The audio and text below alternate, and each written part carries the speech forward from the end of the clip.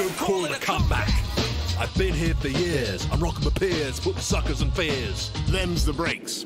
Just over 6 weeks since he handed back the keys to 10 Downing Street, Boris Johnson is ready to move back in. I think it's a very good idea and I would welcome him back with open arms. Boris is too much of a risk. It's good fun, but I don't think we want him again. I think they're all as bad as one another. The race to become Britain's latest PM is shaping up as a three-way contest. Boris Johnson facing off against his former Chancellor Rishi Sunak and the Leader of the House of Commons, Penny Mordaunt. Each candidate will need to attract the support of more than 100 MPs. If only one of them gets to 100, they'll be declared leader on Monday.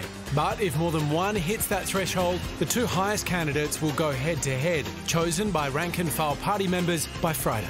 Current tallies have Sunak well over 100, with Johnson around half that and Mordaunt in the 20s. But many MPs are starting to line up behind their old leader. In 2019, he won a general election with a huge majority, and I think that's an important thing for all of us to bear in mind. To go from the kamikaze budget under Liz Truss back to a man that his own party has declared is unfit for office is the most powerful argument you could possibly have for a general election. An inquiry into Johnson's notorious Partygate scandal is about to begin.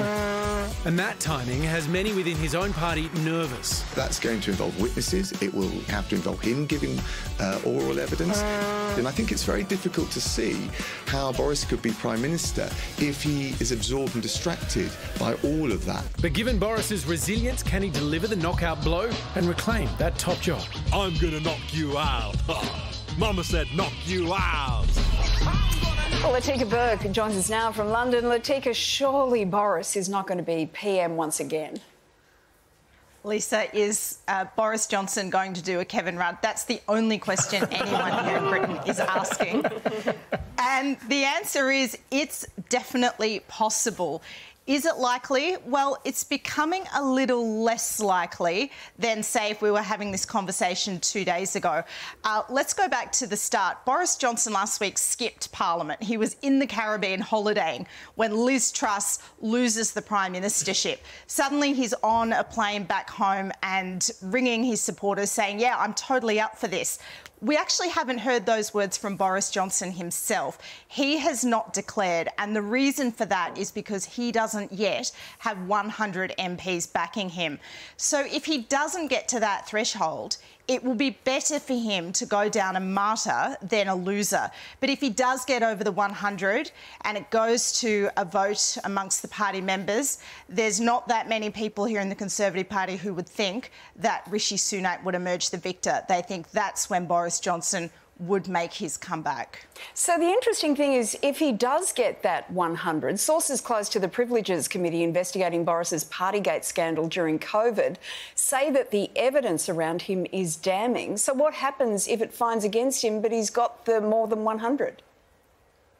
Yeah, the most serious consequence would be that he would be suspended from the House of Commons. So you would have this utterly bizarre and unprecedented, although that word's becoming a little redundant in British politics these days, situation where Boris Johnson would be the Prime Minister but potentially suspended from sitting in the Parliament himself. And that could set up a trigger for a by-election.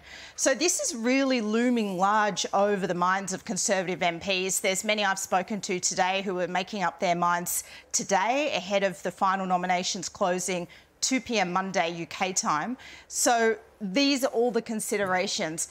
And really this all comes down to the question of whether Boris Johnson 1.0 still has that magic, still has that emotional connection with the public, or whether Boris Johnson 2.0 just has too much baggage and he will be a lead weight on the Conservative Party, already looking at defeat at the next election, whenever that will be. Bojo 2.0.